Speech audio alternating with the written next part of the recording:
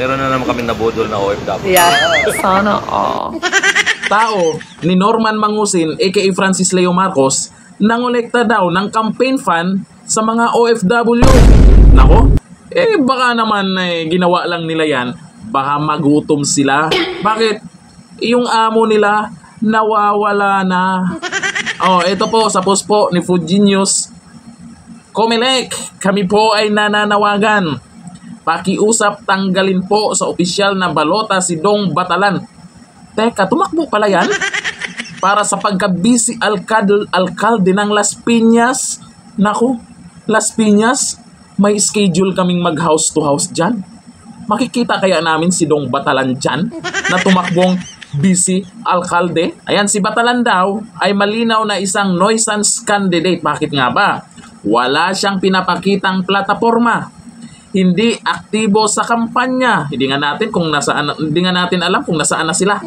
Walang parapernalya. At hindi naramdaman sa komunidad. Wala ring malinaw na layunin para maglingkod sa taong bayan. Mukhang ang intensyon lamang niya ay gamitin ang eleksyon upang manlamang sa sistema, makapangolekta ng campaign fund sa mga OFW. Gawain ng amo niya yan. Ngayon, nabuking na dahil sa pinagagawa niya. Bistado na po kasi yung amo niya. Ngayon, siguro may natutunan siya. Yung amo niya ay nawawala na. Pinaghahanap na. Kung ano ba yung natutunan mo kung paano magkapera, ginaya niya. Sana all. At bigyang laro ang proseso ng Comelec. Isa itong malinaw na kawalan ng respeto sa mga tunay na kandidato at sa taumbayang naghanap ng matinong lider.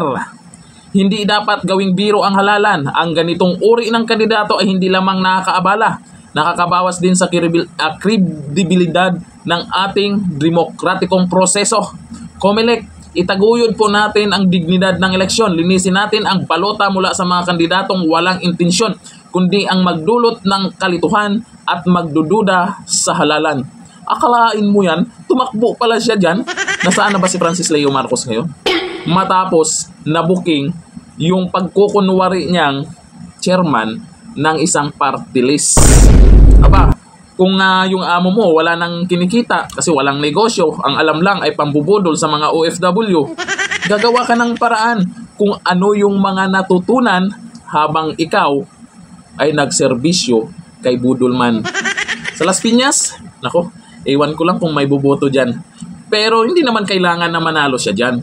Ang importante, tumakbo siya at may campaign fund na galing sa mga uto-utong supporters nila. Kasin mo na kasi yung amo mo. Hindi na kami galit. Opo, hindi na po kami galit. Nakakamiss din kaya pag wala siya. Bakit? Wala kaming mapapaglaruan. Talaga naman. Yang dito na lang. Thank you. Bye-bye.